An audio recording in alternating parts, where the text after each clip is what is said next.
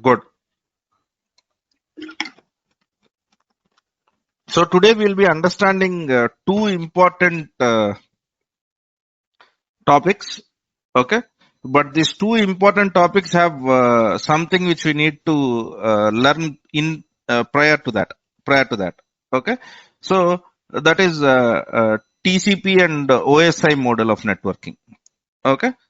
Right. So let us try to understand what is this TCP OSI model, and then we will get into the load balancers and DNS servers and all of that stuff. Okay. Right, sir.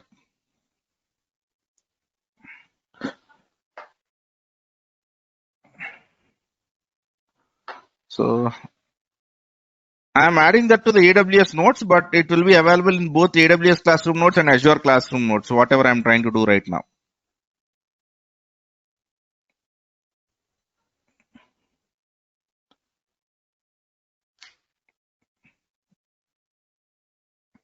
Okay. So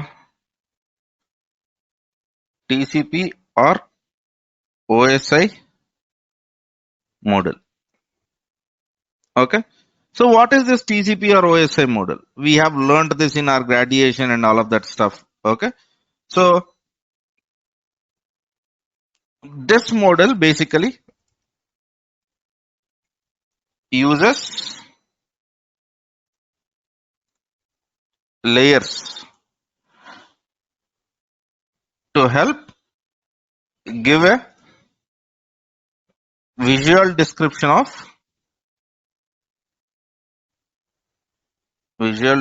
of okay, what is going on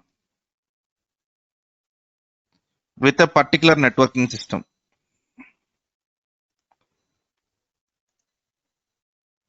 Okay.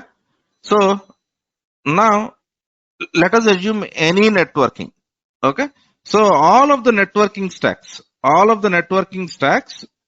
are basically built so that they can communicate with each other. Yes or no?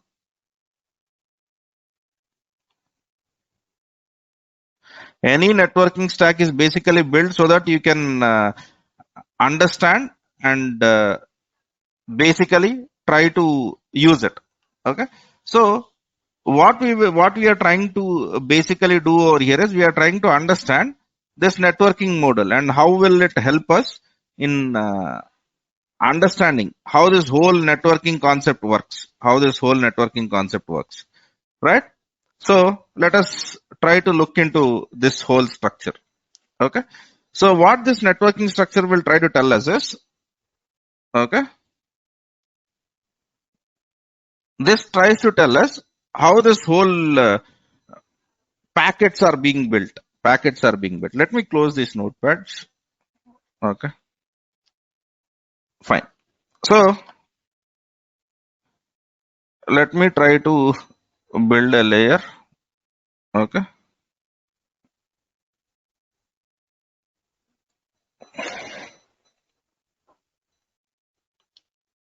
Oh, one.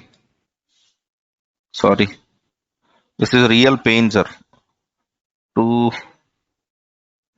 3, 4, 5, and 6. Okay. They are not evenly distributed, but I cannot go better than this. So let me try to, no.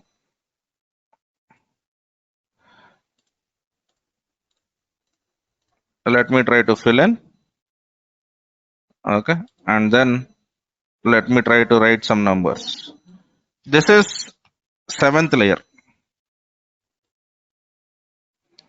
Okay. This is 6, 5, 4, 3, 2, and 1. So let me remove this 7 also. Let me make it bold. Right. So it tries to tell that you will have 7 layers in networking. And remember, these are all logical layers. Okay. you will, if you open any device, you will not be seeing 7 layers over here. Okay. So any device that is communicating with each other will have these 7 layers. So this is the device which is sending. This is the device which is receiving. Okay. So let me call it as mm, some device clip art. Okay. Some device. Okay. I think I can use what device should I use? Let me use some laptop. Okay.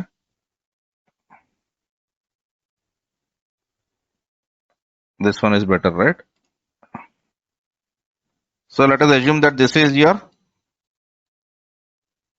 okay, transmitting device. Okay. So obviously this device will have some software, application software. Okay. So, and then let me try to use some server. And this is looking like a server.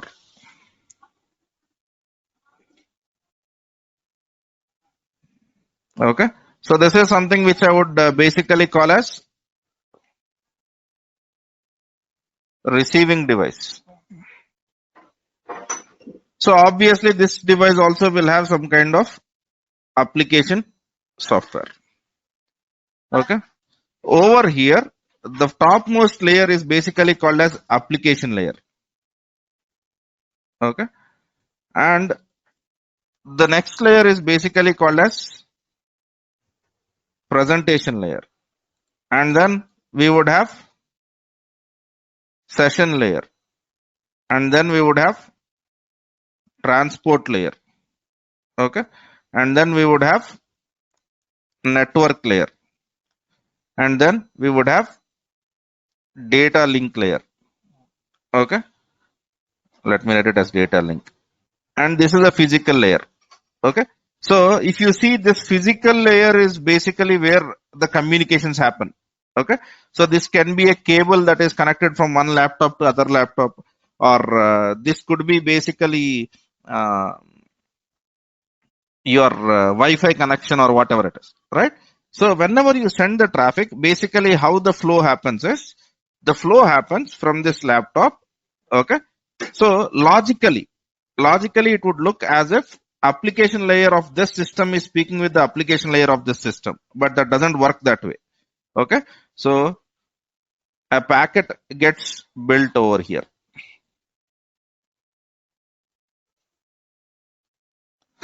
Am I clear on this? So we have a packet, and basically the next thing what happens is, the same packet is taken down to one layer. Sorry, let me draw it. The same packet is basically taken to one layer down. Okay. And then some additional information is added about this layer. Are you getting the whole point? Right? So after that, what happens in the fifth layer? In the fifth layer, basically, okay, a little bit huge packet, right? This packet will have whatever you have in the sixth layer, and then it will basically do this. Okay. And then fourth layer. So whenever you are communicating, what is happening? Your packet is traveling from topmost layer, right, to the bottom layer. Okay, let me draw these layers first of all, so that it is easy to draw lines then. Okay. And then at the last. Okay. Right.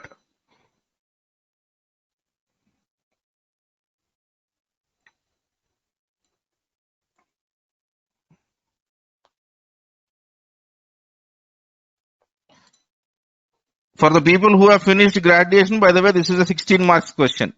Okay. I am quite sure that you have, most of you might have answered this question in your exam. Okay. But the unfortunate thing over here is we answer the question in the exam, but we will not be able to apply this to whatever we are learning. That's the unfortunate reality. Yeah. So flip horizontal.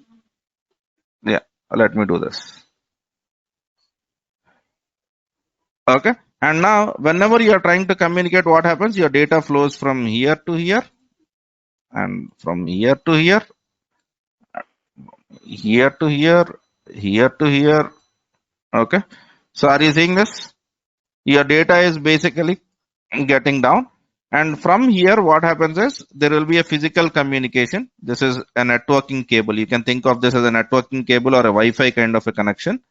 And then your data travels to the top. And each layer has some of the capabilities. I'll be speaking about that very soon.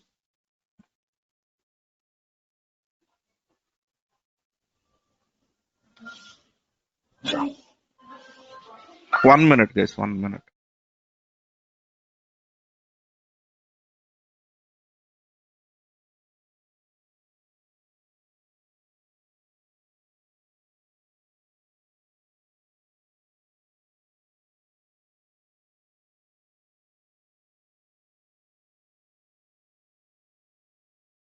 I got to know the control of how to control systems, but I am still very bad or bad at controlling kids, man.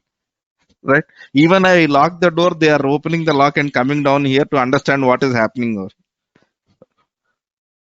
Right. Sorry for that. Yeah. Fine then. So whenever your networking packet travels, what would happen? This is actually what is happening. But it would appear your layer 7 is interacting with layer 7 of the other machine. Your layer 6 is interacting with layer 6 of the other machine. Your layer 5 is interacting with layer 5 of other machine. This is how it would look like. But in reality, what is happening? A packet gets down and then the packet gets unrevealed. So if you remember, we will pack. You take one packet. On top of that, we are adding one more layer, right? So like how we wrap our gifts, right? So there are 7 layers of gift wrapping that is happening around whenever you are trying to communicate. And this application layer is what we use most of the time. Okay. Some case we use the 4th layer also. But did you understood this communication now? Okay. So this is called as OSI layer or OSI model. This is called as OSI model. Okay. So I'll not be describing much about it, but I am quite sure you have understood this. Yes or no, sir? Okay. Then we will look into each and individual layers functionalities and then we will try to make out, okay, what can be done in each of these layers. Okay. So OSI model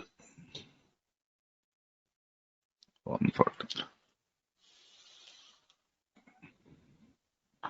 dot slash images slash VPC 143 dot PNG. Right. Now here each layer has some functionalities. Okay. So let me start from the bottom layer. Right. Has, okay, some functionalities. Right. So the first layer which I'm trying to speak about it is layer 1. And this layer is basically called as physical layer. Okay. What will this layer do? This layer defines the logic levels. Okay. Data rate. Okay. Physical media and data conversion functions. Okay. So this is where your actual two machines are in contact with each other. So when you connect two machines to the virtual network, the layer that it speaks with immediately is layer 1. Okay. So now once we have layer 1, then obviously what is the next layer? The next layer is data link layer, which is layer 2. This layer 2 has some more intelligence. So this layer knows how to package and unpackage Okay, the data in frames. So layer 2 means it will be basically packing the data in frames. Okay, so layer 3. Okay, let me write it as data link. Okay, so layer 3 is a network layer, right? So this network layer handles, okay, packet routing, okay, via logical addressing. Okay, let me not even write via logical addressing. Okay, and switching. So whenever you are basically having routing and switching functionalities, it will be on layer 3.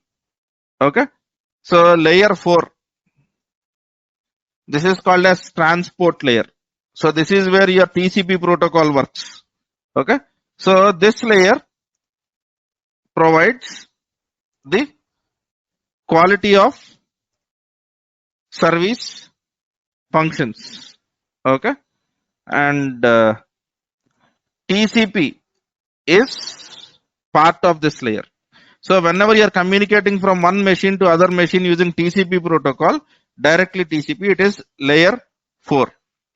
Okay, and then we have layer 5, which is session layer.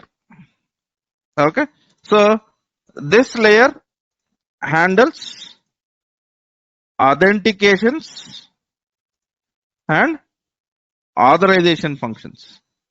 Okay, so whether the packet can be sent to that or not, it would be basically doing that kind of a stuff. Okay, right.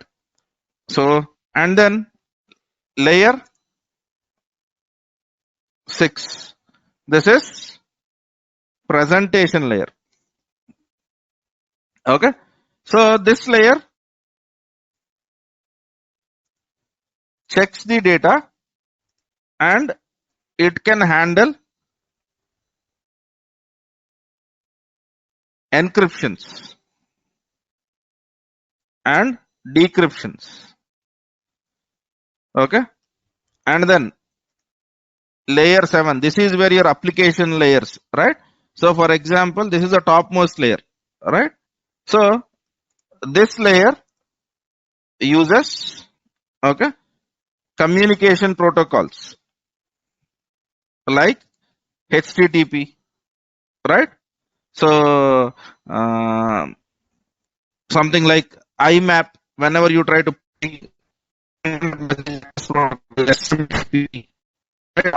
topmost communications will be over here. So if you look at HTTP will be sent to layer 6 and then it becomes HTTPS. Then it becomes HTTPS. Okay. So am I clear on this? Am I clear on this, sir? So we do not have all of that stuff. Okay. So we have a so what we was in when we speak cloud. When we speak of cloud, we use TCP or HTTP or HTTPS. So we need to worry about, okay, layer 4 and layer 7. So let us try to understand about transport layer. Okay.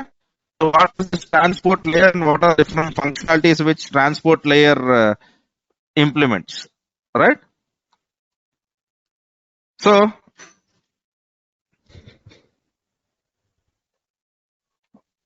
transport layer protocols. What are these transport layer protocols, right? So the transport layer protocols are,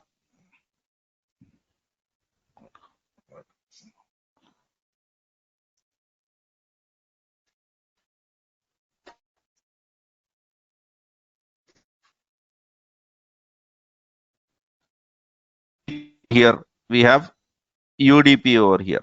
Okay. And in this layer, there is a concept of port. Okay. Port is defined at the transport layer. So what is the transport layer? Layer 4. So whenever you access 8080 port, 8090 port, okay, whenever you access basically this kind of data, then you would be dealing with what? You would be dealing with layer 4. You would be dealing with layer 4. Am I clear on this, sir? Is the voice breaking, guys?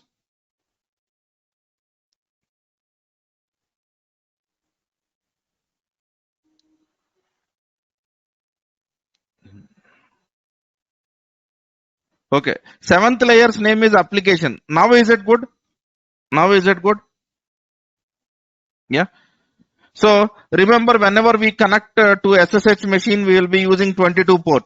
Whenever we connect to HTTP port, we will be using 80 port. Right? These ports belong to the transport layer. That is what I was trying to speak about. Am I clear on this? Yeah.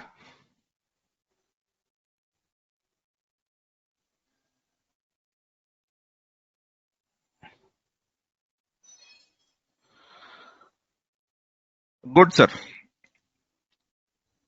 Now, this is how basically two devices communicate. This is how basically two devices communicate. So there is no doubt in this right now.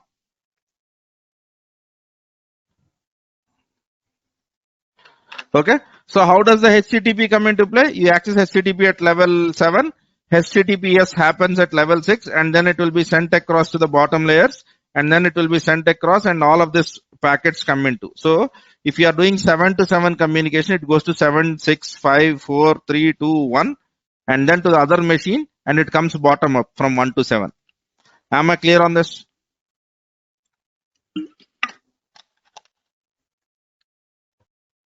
Good. All right. Okay. This connection is nothing, Monica. This is your, see, remember when we speak of networking basics, I said that whenever two machines are in the same network, they can communicate with each other directly, yes or no. Okay. That is the physical communication. A packets of data will be sent across. Yeah. Right. Right. Okay. Cloud works on all the layers. Right? Any networking works on all the layers. You need to worry about what your application is working on, not on what cloud is working on. Okay? Right. So, now let me speak about the next problem. Okay. So, multiple servers to handle load. So, generally what happens is, okay, if you basically look at, any application, let us assume that you are working on Amazon and it is a Prime day. Okay. Amazon Prime will have sales on Amazon Prime day, right? So, let us assume that your Amazon Prime is running on this server. Okay. So, every server, every website works on some kind of a software which is called as web or application software or web server or application server. Yes or no? Okay. So generally what happens is whenever a user tries to access your web server, it will internally what it does is it creates something called as thread. What it creates? Thread. So every thread requires CPU and RAM. Every thread requires CPU and RAM. So can I create unlimited threads on my machine?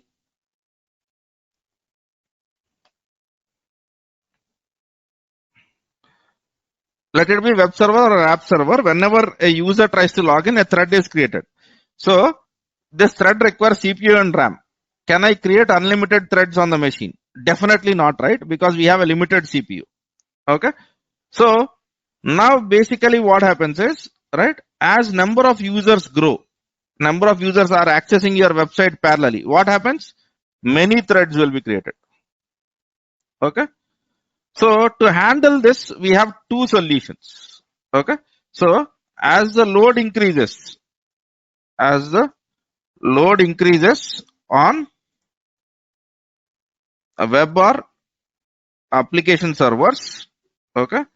We can solve the issue. Okay. How?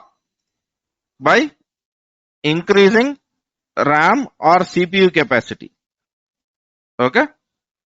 This is called as vertical scaling. Okay. So if you go and try to increase the server size, that is basically called as vertical scaling. Okay. Or what is the other thing which I can do? Okay. So rather than having one web server, okay, if I have two web servers,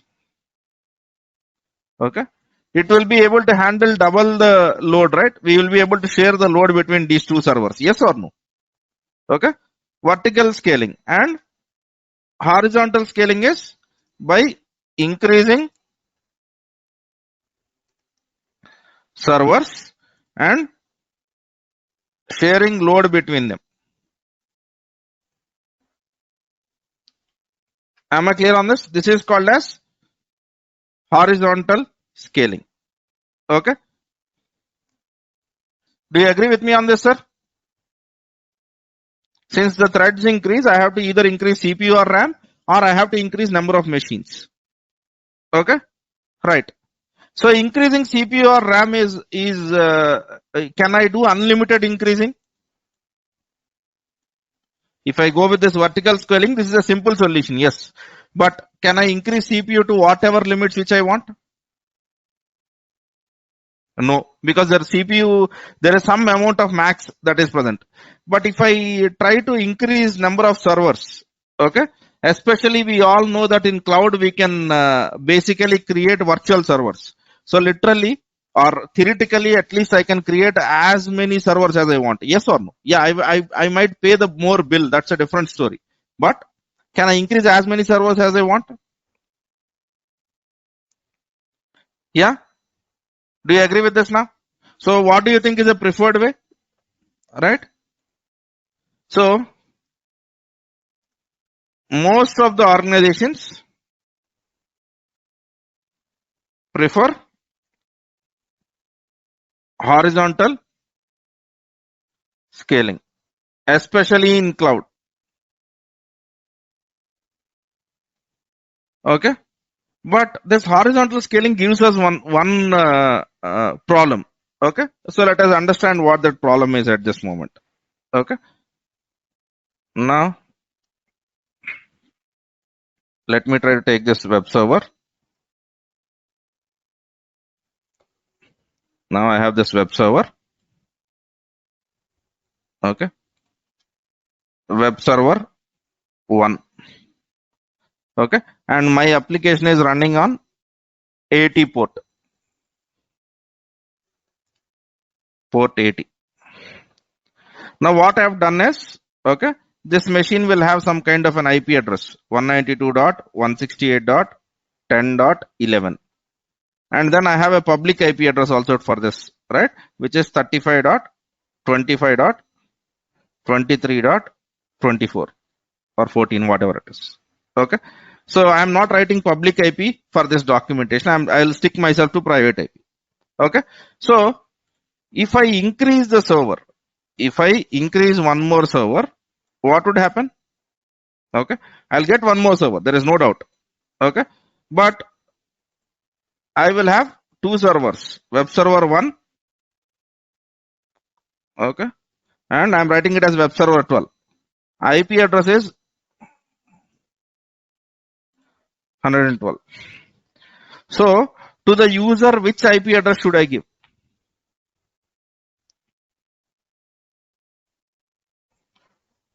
Now, how about the user? If I have one server, it is very easy. I can share this IP address to the user. Okay. Tomorrow, if the load will increase, I might increase two more servers. So do you think it is a better idea to give the server's IP address? No, right? So that is where, okay, we will bring in a concept or a topic which is called as,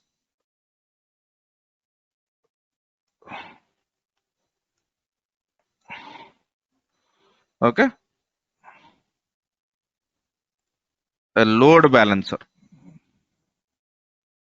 What is this? load balancer. Okay. And this load balancer might have some IP address or might have some name 192.168.10.25. Okay. And to the user, what I would do is I will not give my web server's IP addresses.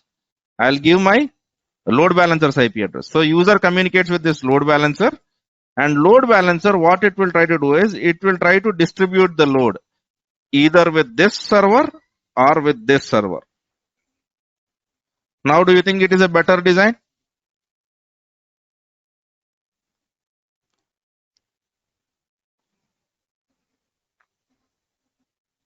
Okay.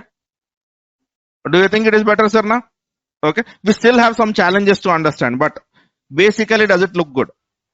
Okay. So, including, sir, I am speaking about the basic stuff. Please don't get advanced. Harish, నేనేమో ఇప్పుడు I am speaking about how the kid should be fed because he is in his third month. Okay. 3 months baby. You are speaking about biryani. Is that fair? Please wait till I finish the topic. Yeah. Right, sir? Yeah. Okay. Right. So to the user, we will give this load balancer. Now, is the problem solved or not? Yeah. Good.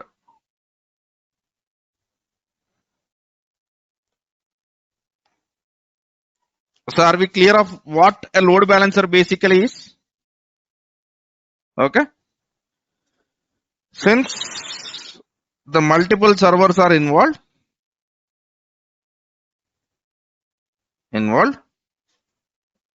we would add a load balancer. Okay. And use that as an interface to our multiple servers.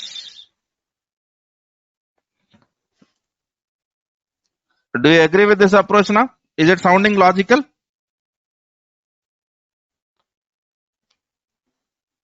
Yeah. Okay. Right.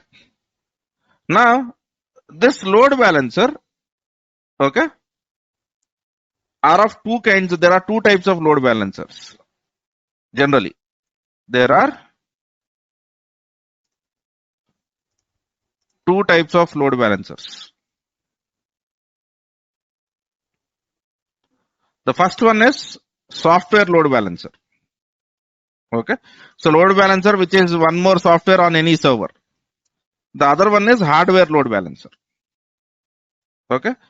I am not including hardware load balancers because our focus is cloud. Our focus is cloud. Okay. See, just now I have spoken about baby. See what are the kinds of messages which I get. Network load balancer, sticky session. Did I define all of this, sir? అంటే మీకు నేను direct గా శుభం card దగ్గర చెప్పమంటారా? Do you want me to tell the last 5 minutes of the class, or do you want me to speak about everything? Okay, if you know it, wonderful. All right. So there is no need for you to be impatient. You can listen to music for 15 minutes, come back. Okay, or look into the stuff. Please don't obstruct me. Yeah. Right. So I can disable sessions, right, sir, but some of the people are not liking disabling the questions. So I would expect that I will speak about all the topics. When I say load balancer is finished, if I don't answer any questions, please try to ask me at that moment. Okay. Right, sir.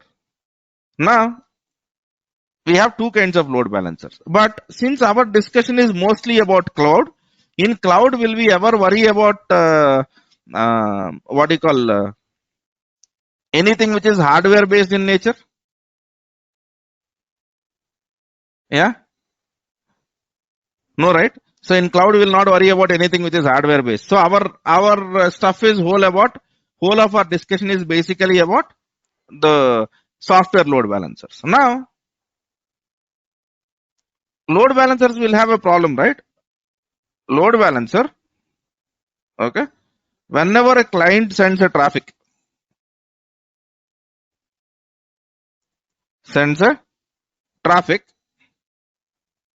To which server should I forward? Will there be a question? Okay. You are sending me the traffic. Good. But to which server do you want me to send? Do you want me to send it to web server 1 or do you want me to send it to web server 12? Will there be that question or not?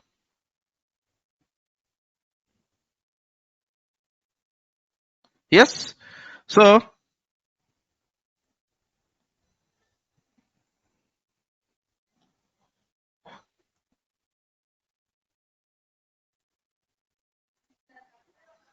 okay.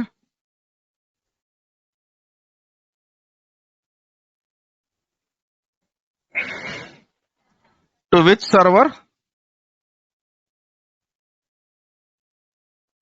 should I send the packet? Okay.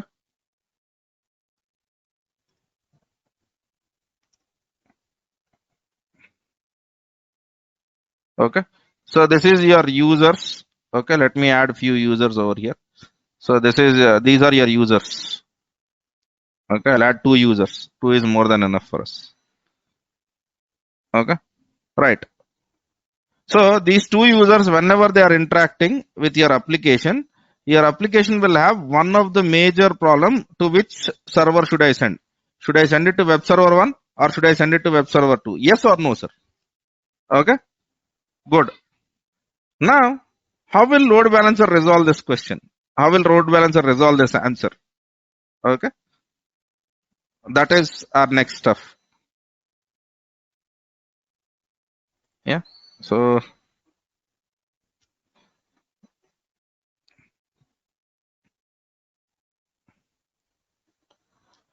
right. To solve this, load balancers have load balancing algorithms.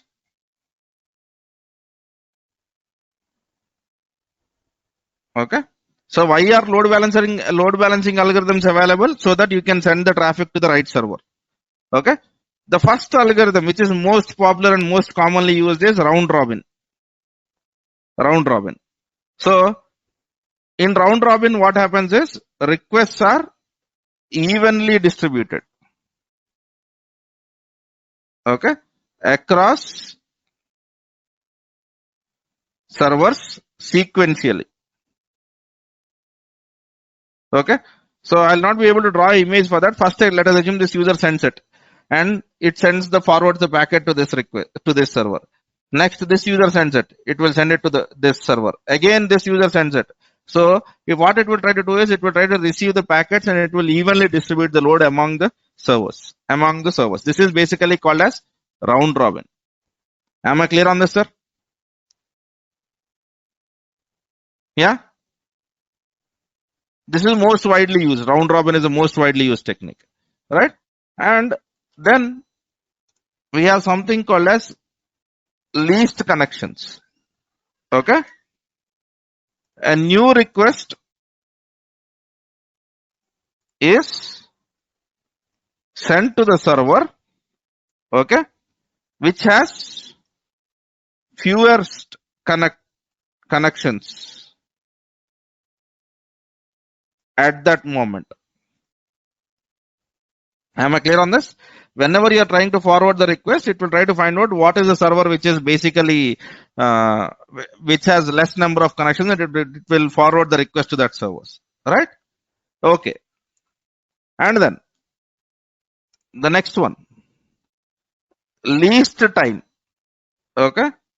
So sends the request to the server, okay, which has the fastest response time. Okay. Right. And then there is something called as sticky sessions. Okay. Sticky sessions means sends the request to the same server, okay, that client was given last time. Okay. So for example, this user has accepted it. For this user, they give web server 12. Next time, whenever this user tries to access, he will be given web server 12 itself. This is basically called as sticky sessions. Okay. And in load balancing algorithms, there is one more thing which they call it as hash. Okay. So in hash, you can basically define a key such as client IP address or request URL, okay, to send to a particular server. Am I clear on this? So what is a sticky session? Sticky session, it will try to remember the stuff. Okay. And the last one which I want to discuss is there are many more algorithms, but I am just using the stuff random. Okay. This will randomly pick the server. This will randomly pick the server. Okay. Right, sir? Okay. Right. Now, there are two kinds of load balancers with respect to what you call their behavior. With respect to their behavior. So, what are the behaviors which we have? What are the behaviors which we have? Let us try to understand that. Okay. So, load balancing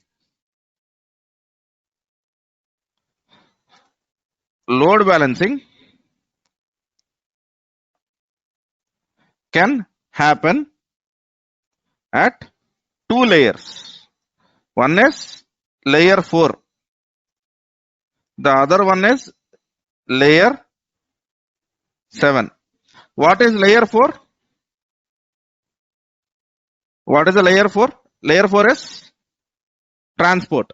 Which knows about which protocol? TCP protocol. Okay. Layer 7.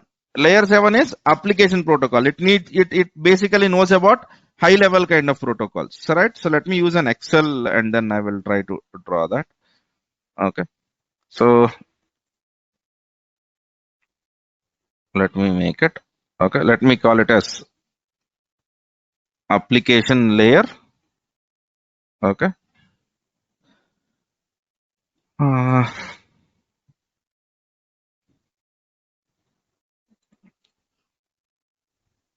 Okay. Right. Application layer. And let me write it as transport layer. Okay. Here the protocols generally, we will be using HTTP and HTTPS itself, but right, your load balancing is not just restricted to HTTP or HTTPS. SMTP, IMAP, FTP, DNS. Okay. So,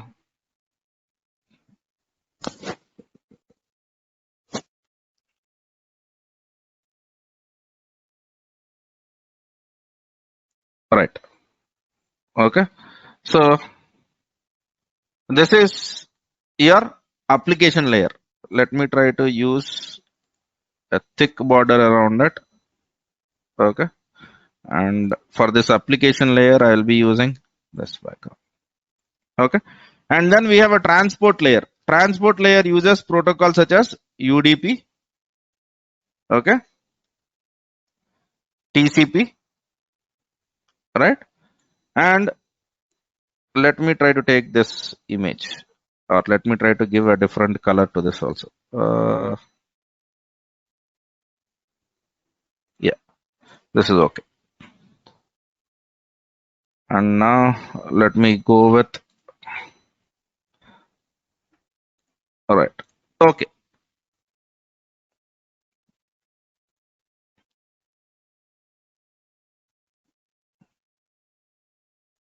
Okay, because to draw this on paint, I don't have that much of energy to do it, at least at this moment. Okay. So this is something which we call as layer 7 load balancing. So layer 7 load balancing and layer 4 load balancing. Okay. And layer 7 load balancing tries to tell you that, okay, I know IP addresses and ports. So what does layer 4 load balancing know? IP addresses and ports. Layer 7 load balancing, HTTP. So I know, okay, routes. I know routes in HTTP URLs and secure connections.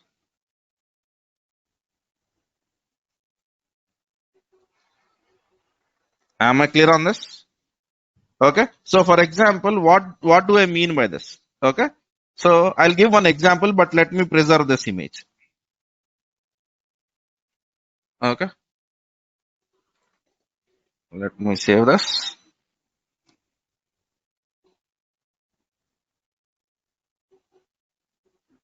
Then what was 146 if that was the case? So this is 146, right? Okay, right. So,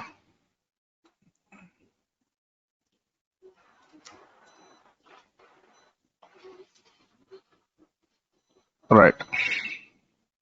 So now, if you basically look at load balancers, okay, let us assume that I'm speaking about layer 4 load balancing.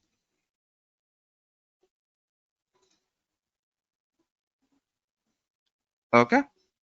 Let us assume that I have an application. Okay. So I'll take this image. This image was looking good, right? So okay. So let me take this same image.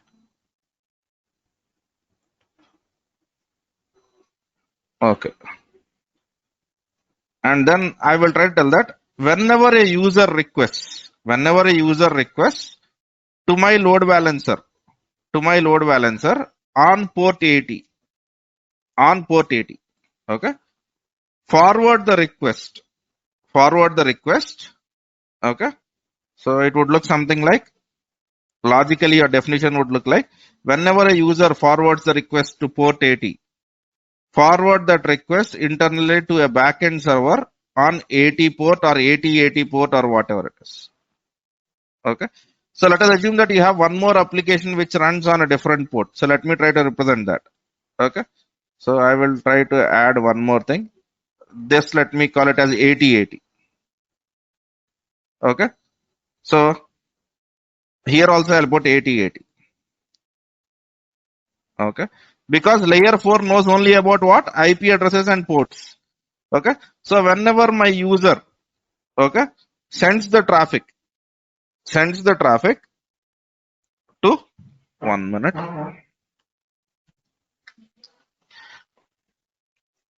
Okay. To some port like 32,000 over here. Okay. 32,000. Okay. So when the user basically forwards the request to my load balancer on 32,000 port, forward that request from 32,000 port to 8080 port on any of these servers. Am I clear on this? So this will not have much of intelligence. This Here, the only thing it knows is this is called as, okay, generally these are called as load balancers source ports. Okay. And these are called as target ports. Okay. So in layer 4 load balancing,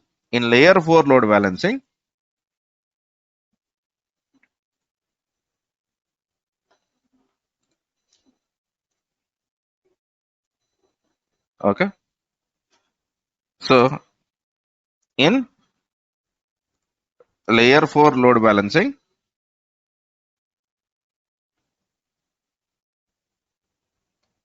okay, load balancing can be done by redirecting the traffic received on a particular port of load balancer. Okay. So what is this called as? Source port. Okay. To particular port of connected servers. Okay. So this is called as target port. Am I clear on this, sir? Whenever we are working with layer 4 load balancing, what is that we can do? I receive the traffic on this port, forward that to that port on that backend machines. Yes or no?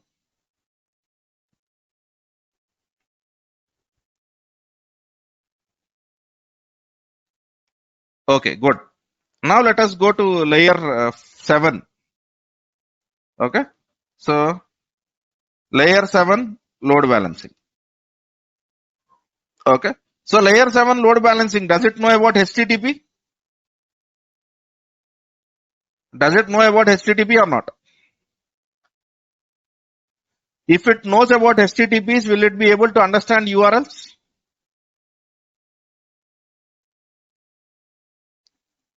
Okay.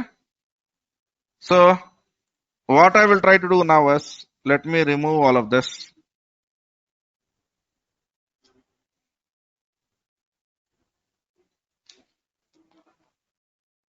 Okay. Rather than, this is a web server 1, which has invoice application. Okay. And this application runs on 192.168.10.11/invoice. Am I clear on this? It could be HTTPS also.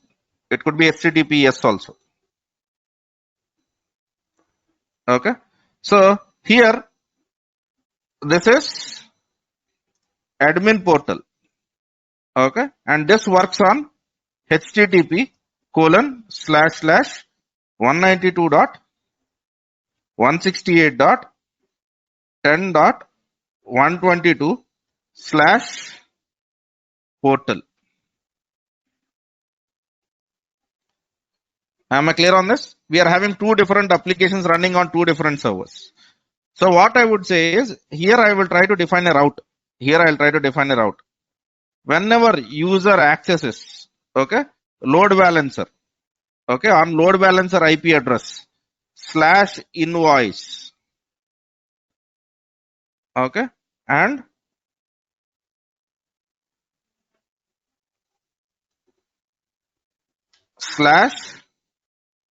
/portal. So if he accesses load balancer IP address /invoice,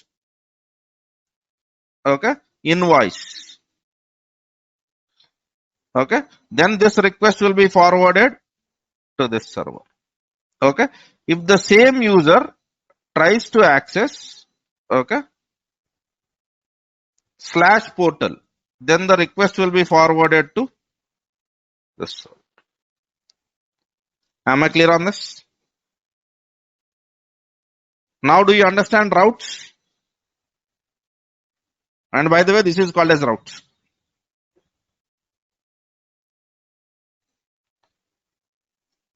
Yeah. So now do we understand the difference between layer 4 and layer 7? Layer 4 does not have this much of intelligence. The layer 4 only knows about, tell me the source IP and the destination IP. I'll be able to forward it. Okay. Here what is that you can do? The user accesses your application over here.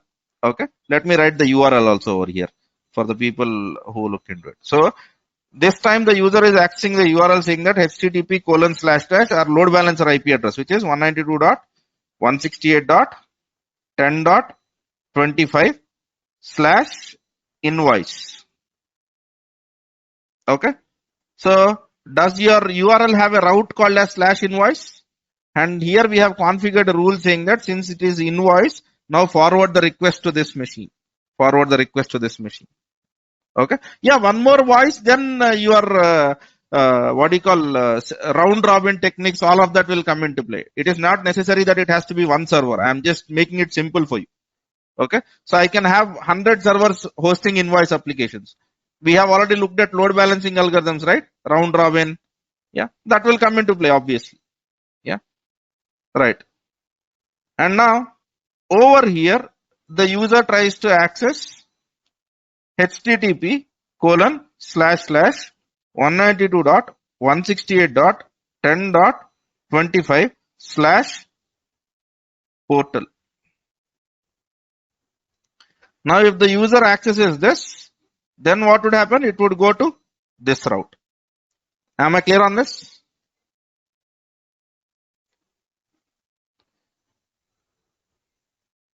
Okay, now do we understand routes, sir?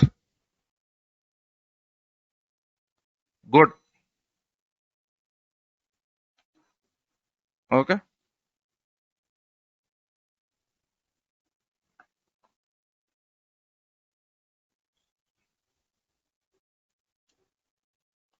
Because I cannot write every definition, I am just writing the image over here. You guys please use, you can read any documentation, sir. Google it and try to understand layer 4 and layer 7 load balancers. You will get lot of articles. I'm just trying to give you the explanation and this should help you to read any document. Okay. Right. Now, we have done all of this.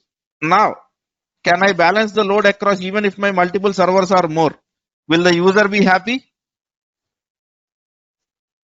Yeah, because we are giving him load balancer. Yeah. But there is one problem, sir, still. Okay. So, have you ever accessed Google by saying http://172.18. something like that? Or have you typed google.com?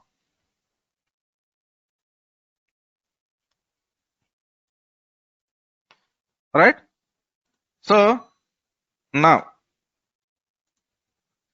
domain names and DNS servers. Generally, we access the servers with names. Okay. So, there are two kinds of names. There are two kinds of names depending on purposes. Okay. The first purpose is public purpose. Okay. In public purpose, you will be using names like http:// okay, google.com, okay, or https://swiggy.com, bookmyshow.com or something like that. Okay. Private is basically within your office. You might be using something like https:// okay, mydbserver.qt.com or qt.com, okay, right, or qt.internal.com, okay, something like this. Yes or no? One is within your organization, the other one is out to the outside world. Okay. To handle this kind of a stuff, we need to understand little bit more. Okay. So what is that little bit more which we need to understand and the whole stuff. Okay. So now let us try to understand. DNS is used, okay, to give names. Okay. So it is like the phone book is what people in US call as, but in our cases in India we call it as telephone directory of internet. Okay. So now every server will have an IP address. Yes or no? Do you agree with me on that? Do you agree with me on that? Yeah. So when I type,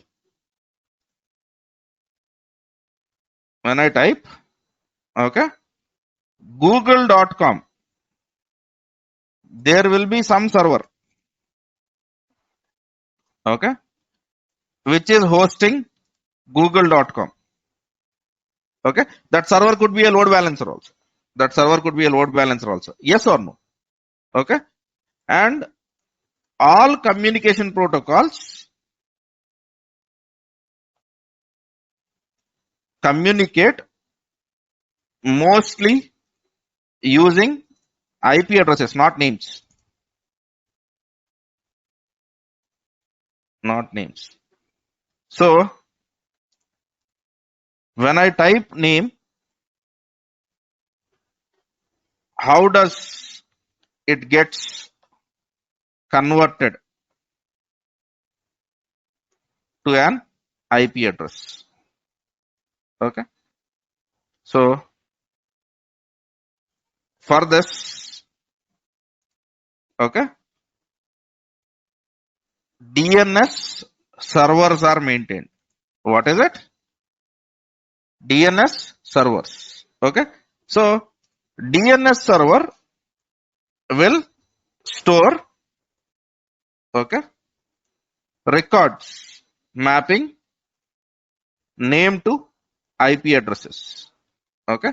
So whenever you go to CMD and then if you type ping google.com, it will not ping google.com. It will try to ask the DNS server, okay, my user is asking me to use google.com. Do you know the IP address of it?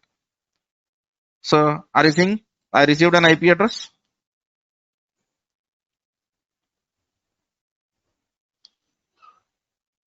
Yes or no, sir? Did I receive the IP address?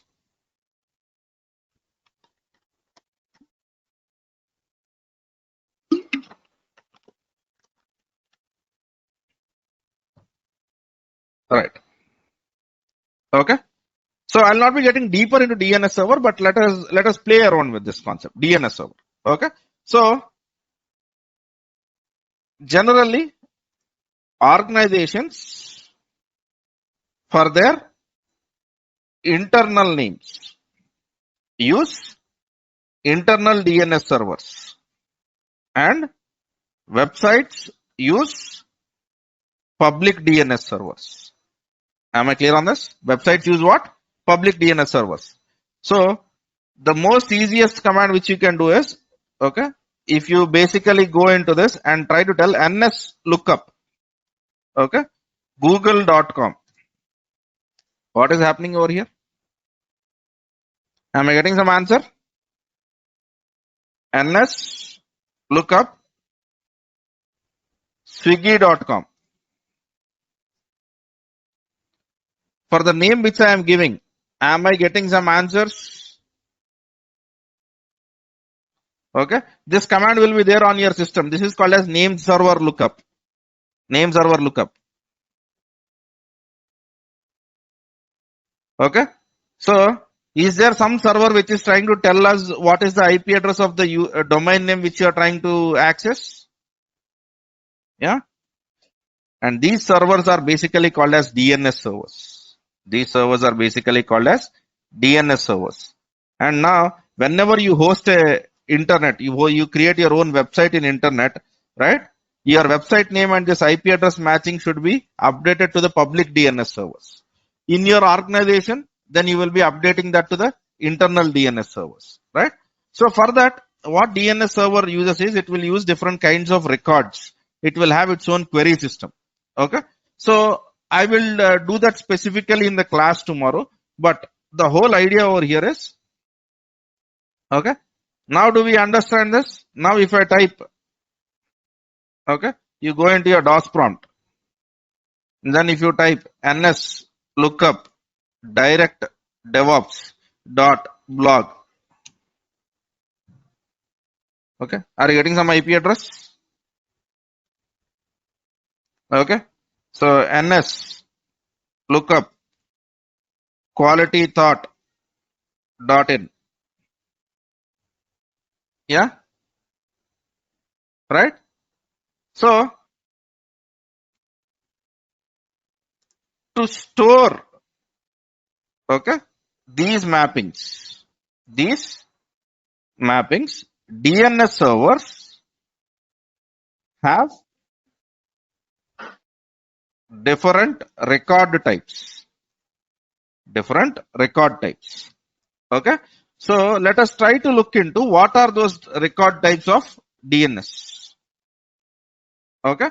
So I will be basically using the most commonly used ones, but right, as I said, okay, there is much more to learn. I am just giving you an introduction. The first kind of record is A record. Okay. So what is A record? This record holds the IP address of domain.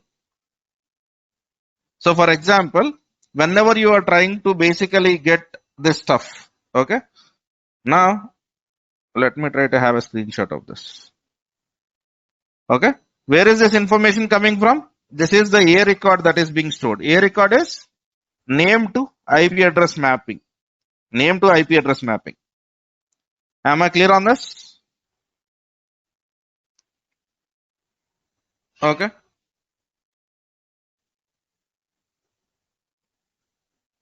And then there is one more record which is called as CNAME record. Okay. So CNAME record, okay, forwards one domain name to other. So for example, if I type, okay, I go into the browser and I type fb.com. So fb.com I have typed, but what has happened? It has become facebook.com. Yes or no? If you see, just look at this again. I'm typing fb.com and I'm entering it. So what is fb.com converted into? facebook.com, right? So this is called as an CNAME record. So ns lookup fb.com. Okay. So here you will directly get the IP address because of ns lookup's nature. But here have you understood fb.com is basically converted into facebook.com. So here I am writing fb.com. Go to the browser and then type fb.com. Okay. And then the next record is mx record. Right. So directs mail to email server. So MX record will consist of the information about your email server. Okay. And then we have TXT records. Okay. So let's admin store text records. Text in the records. Okay. Right. So generally we will not be using all of this. Right. So, and then there is something called as NS record. Okay. Stores the name server for DNS entry. Okay. So in which server is this information stored? That is NS record. Okay. Similarly, we have SOA record. You can store admin's information. SRV record, which stores ports information. PTR record, which basically does something called as reverse lookups and all that. So we need to not get into that much level. Okay. But, okay. There are some interesting record types and there are many more record types in your DNS server. But we will be using A record type and C record type in our journey. Did we understood A record and C record?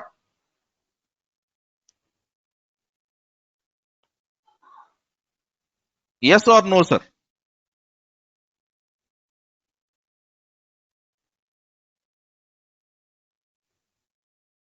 Yeah. So now let me look at this image. Okay. And then, okay, I'll slightly change this image. Okay. So DNS server clip art. Okay. So I have a DNS server, and in this DNS server, I have written a record. Okay. I have written a record, and this a record tells that. Okay. Let us assume that HTTP or learning.com. Okay. Learning.com is equivalent to 192.168.10.25.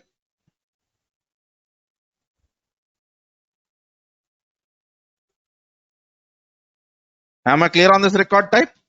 So what is mentioned? Okay. Now the user whoever is accessing your server, okay, what he would do is he would access your application by trying to tell that, okay, HTTP. Let me use a different color.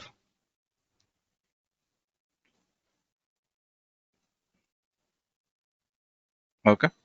So he will access your application by trying to tell, okay, HTTP :/ learning.com / invoice.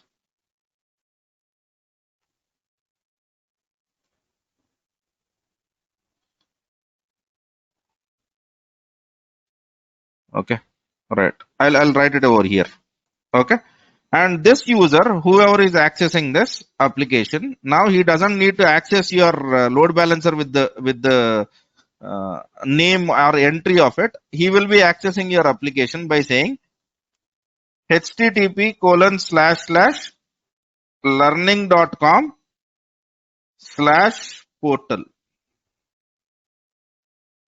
Okay. We can also do portal.learning.com, but it is too much early for me to speak about all of that.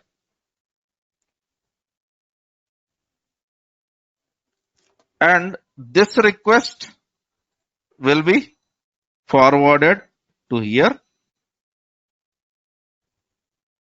And whenever this user accesses it, it forwards to this. Okay. So whenever these users type this URL, what would happen? A packet will be sent to the DNS server to find out what is learning.com. It will return that it is 192.168.com. So now is it making sense? Is it looking better, sir?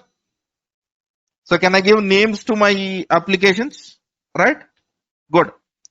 Now first let me put this screenshot over here. Okay.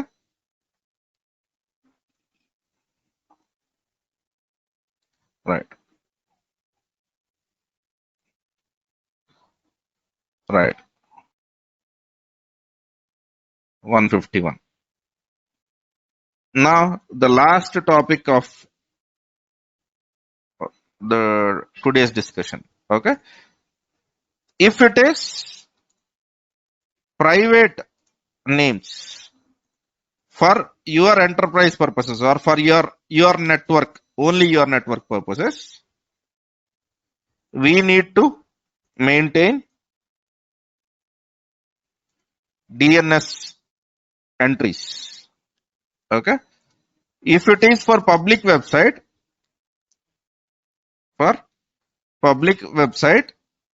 okay, we have domain name sellers. Okay. Like, I'm quite sure everyone in this room knows GoDaddy. Okay. Even AWS can do this, and Azure also has domain name selling. Am I clear on this, sir? Okay. So if it is for your private website, you will create your own DNS server. Okay. Then we need to understand how to create a DNS server. If it is for a public website, you just need to understand your domain name sellers and hosting services. Domain name sellers and hosting services. Am I clear on this? So are we clear about these basics now? Layer 4, layer 7. Okay. So if I use swiggy.com, can I forward the swiggy.com to Amazon now? Okay. So Nagaraj is asking me what will happen if I type learning. I need to handle that, sir. So if I handle learning.com, only it will try to send it to http://192.168.10.25. If I type that, what should happen in this load balancer is your job, right? Yeah. Everything will not be resolved while concepts, sir.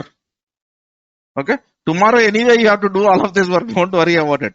You will have fun in doing all of this. But conceptually, did we understood all of this?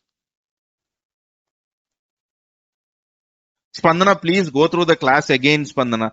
I have spoken about invoice and portal, I think 3 times already. Okay. Please go through the class once again. Yeah. So for me, it is boring because I have spoken about it already 3 times. You go through the recording. If you don't understand, you schedule that 15 minutes meeting with me. I'll try to tell it to you in person. Yeah. Spandana, is that okay? Hardware load balancer is used on premise itself. Companies like F5, they sell these hardware load balancers. I am not even interested in that. Yeah.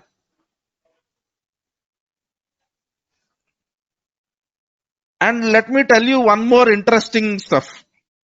All of this is covered in your engineering. Okay. But what is that we have done?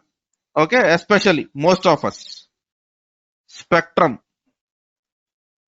engineering, all in one. Okay. మార్కుల పిచ్చలో పడిపోయి ఎంత అన్యాయం జరిగిందో చూడండి. People learn this for engineering. It is better you don't do engineering if you are learning engineering like this. Okay. I have gone into one of the bookshop to purchase engineering books, and that guy who was selling over here, he was trying to tell me, sir, why do you want to buy those many textbooks? Try to purchase Spectrum. One book, everything is done. Your textbooks have all of this, sir. Your textbooks have all of this. Okay. So for the people who have finished engineering 10 years ago, I'm quite sure you don't know your Spectrum. Ask the people who have finished, graduated quite recently. This is the only book they buy for engineering. This is all in one. It will have question, answer, question, answer.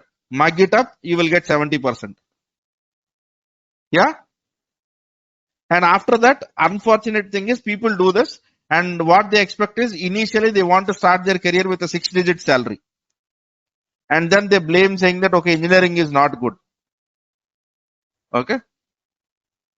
Then they have to question themselves, was it engineering or was it me who is not good? మా అబ్బాయి అసలు ఎరగదీసేతాడండి 88% వచ్చిన engineering. అసలు engineering లో 88% ఎలా అవుతుందో నాకు ఈ రోజుకి అర్థం అవ్వలేదు. Right. In engineering, how can anyone get 88%? It is not possible. Right? But I have seen people with 90% university toppers, and what they end up, I know one of the university topper who is a senior test lead. Okay? If you are a university topper in a computer science and engineering, at least you should become a developer, right? 98%, man. Okay. Right. But unfortunate reality. Yeah. Okay, sir. In our next class, we will try to understand about the forthcoming topics. Okay. Right. So I'll be speaking about zones in tomorrow's class. Tomorrow we'll have Azure class from 6 to 7:30 and AWS class from 7:40 to 9. Right. At that time we'll be discussing about zones. Okay. See, guys, whenever you are learning, try to learn the concept. There are no marks. Okay. There are no marks. Okay. So don't worry about marks anymore. Okay. Thanks. Thanks for your time. Okay. Right, sir. Tomorrow morning, obviously, we'll have DevOps class, right? That is already shared. Yeah. If you are part of DevOps, you'll have a class. If you don't belong to DevOps, you are free. Ramu, please go through the schedule, sir. Ariginde adugutunnaru. Kanta sauce, sir, naku. Do you speak Telugu, Ramu?